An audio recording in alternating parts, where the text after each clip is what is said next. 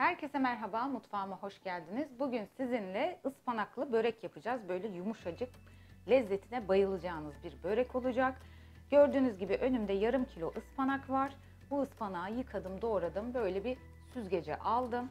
Şimdi ıspanağı çiğ olarak kullanacağız. Bunun için önden tuzla ovmamız gerekiyor. Bir tatlı kaşığı kadar tuzu ıspanağın üzerine atıyorum. Ve böyle sıkarak ıspanakları ovuyorum. Tuz sayesinde bir ön pişirme, yumuşatma yapacağız. Ispanak fazla suyunu da bırakacak. Bu yüzden süzgeçte yapıyorum bu işlemi. Fazla suyu biz diğer işlemleri yaparken alt tarafa süzülecek. Şöyle elimle iyice ovuyorum. Sıkıyorum. Her yerin tuzlanmasını sağlıyorum. Zaten bakın hemen söndü. Az önceki hacmine göre azaldı. Şimdi bu ıspanağı bir kenara alıp dinlendireceğim. O tuzun etkisiyle birazcık daha zaten sönecek ve suyunu bırakacak. Şimdi biz bu beklerken soğanımıza gerekli işlemi yapalım. Soğan içinde yine bir tuzla ovma işlemi yapıyoruz. Niye ıspanakla aynı anda olmadığımı da söyleyeyim. Soğan tuzla ovulduğu zaman acı bir su bırakır. O acı suyu yıkayıp süzdüreceğiz. Ondan sonra soğanımızı kullanacağız. Bu yüzden ayrı bir kasede yapıyorum. Çok az, şöyle yarım çay kaşığı kadar tuzu soğanın üstüne aldım. Bunu da aynı şekilde böyle elimle ovarak soğanı yumuşatıyorum. Artık iyice yumuşadığını hissettiğim zaman hemen soğanımı yıkayıp süzdüreceğim. Soğan yeterince yumuşadı. Ben hemen onu yıkayıp geliyorum. Soğanı yıkayıp bir süzgece aldım. Şimdi o da süzgecin üzerinde ıspanakla beraber kenarda bekleyecek. Biz de şimdi sosumuzu yapacağız. Buraya 3 tane yumurta kırdım ama bir tanesinin sarısını ayırdım. Çünkü bunu böreğimizin üzerine süreceğiz. 2 bütün bir tek yumurta akını şöyle bir çırpıyorum. Ispanağı tuzladığım için sosa tuz eklemiyorum. Şimdi yoğurt ekleyeceğim. Kendi mayaladığım yoğurttan.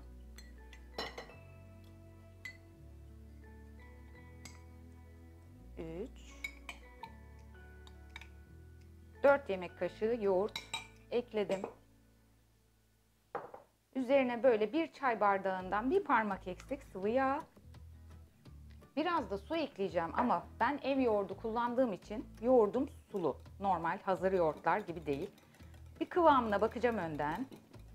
Siz de mutlaka önce burayı karıştırın. Ondan sonra su ekleyin. Yarım çay bardağı su almıştım yanıma. Evet, bunun hepsini ekliyorum. Bütün malzeme listesini açıklama kutusunda bulabilirsiniz. Sosum da hazır olduğuna göre artık yufkalara geçebiliriz.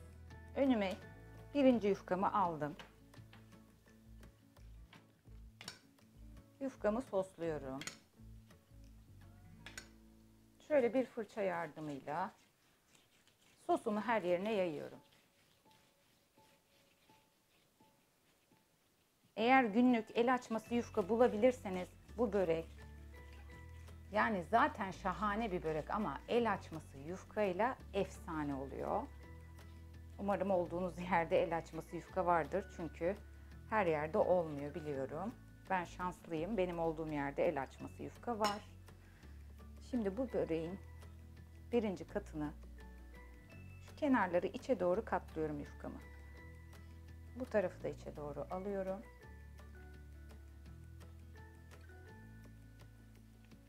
Şimdi şu katladığım yerlere tekrar sos sürüyorum.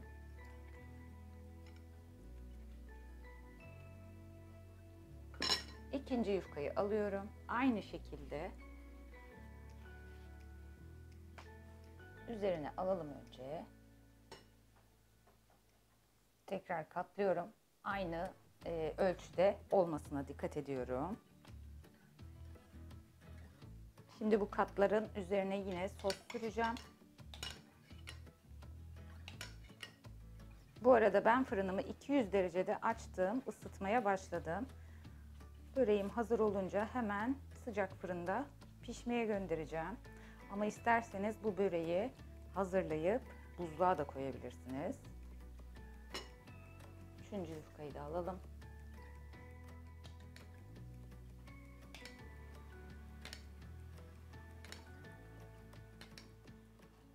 Ben 3 kat yufka kullanacağım. Benim yufkalarım çok büyük. Ama sizin yufkanız küçükse 4 katta yapabilirsiniz.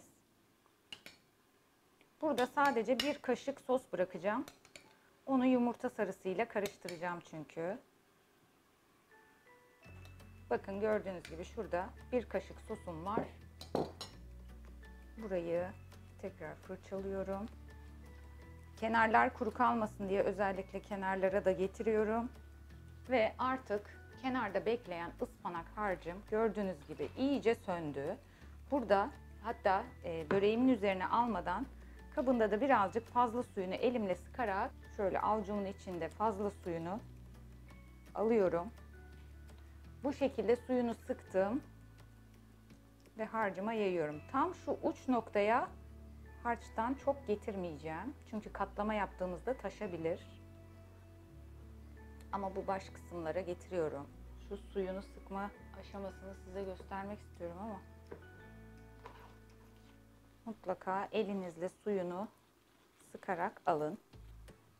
Bu arada ben ıspanağın üzerine karabiber atmayı unuttum. Şimdi bu aşamada üzerine karabiber atacağım. Siz ama ıspanağı ovduktan sonra karabiberini atabilirsiniz. İnsanlık hali, bazen unutabiliyoruz. Gördüğünüz gibi şu uç kısma da birazcık mesafe bıraktım. Şu kalan ıspanak parçalarını da alalım. Şöyle sıktığım suyu da size göstermek istiyorum. Bakın. Bu suyu eklemedim böreğime. Şimdi burada kenarda bekleyen soğanım vardı. Soğanımızı da böyle üzerine serpiştiriyoruz. İsterseniz tam bu aşamada biraz beyaz peynir ya da küp küp doğranmış kaşar peyniri, tulum peyniri kullanabilirsiniz. Çok yakışır. Hatta evde varsa pastırma da bu böreğe efsane yakışıyor. Ben şu an peynir eklemeyeceğim. Zaten elimde pastırma da yok. O yüzden sade ıspanaklı ve soğanlı yapıyorum. Şimdi birazcık karabiber ekleyeceğim, dediğim gibi lezzet verir. Şöyle değirmenden karabiber. Şimdi böreğimizi sarabiliriz. Burayı üzerine alıyorum. Dikkatli bir şekilde ve çok böyle sımsıkı sıkmadan ruloyu yapıyorum. Evet, rulomuz hazır. Gördüğünüz gibi. Şimdi böreğimizi dilimleyeceğiz ve tepsiye alacağız. Şöyle 2 parmak kalınlığında dilimleyeceğim. Burada mutlaka keskin bir bıçak kullanın. Bakın bu şekilde tepsiye diziyorum. Şöyle böreklerimi tepsime çok güzel bir şekilde dizdim. Şimdi burada ayırdığımız sos vardı. O sosu yumurta sarısına karıştıracağım. Şöyle sosu yumurta sarısına karıştırdım.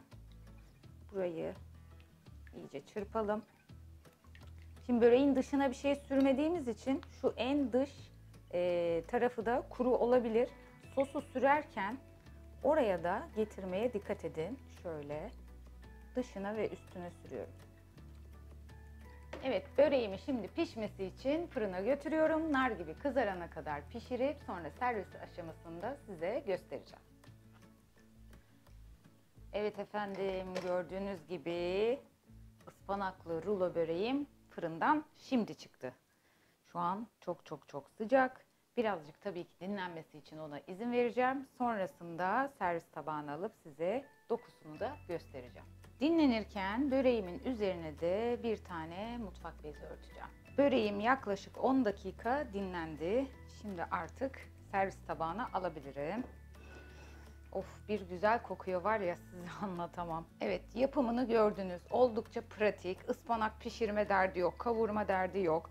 Hemen 10 dakikada böreği hazırlayıp fırına gönderdim. Bu böreği isterseniz rulo halinde dondurup pişireceğiniz zaman çıkarıp dilimleyip fırına da verebilirsiniz. Hemen bir parça alıp tadına da bakmak istiyorum. şahane bir börek olduğunu zaten biliyorum ama adet yerini bulsun. Bir tane de ekran karşısında bakalım. Altı da çok güzel kızarmış. Of. Efsane güzel bir börek. Bence tarifimi mutlaka deneyin ve düşüncelerinizi benimle paylaşmayı unutmayın. Yeni videoda görüşene kadar kendinize iyi bakın. Hoşça kalın.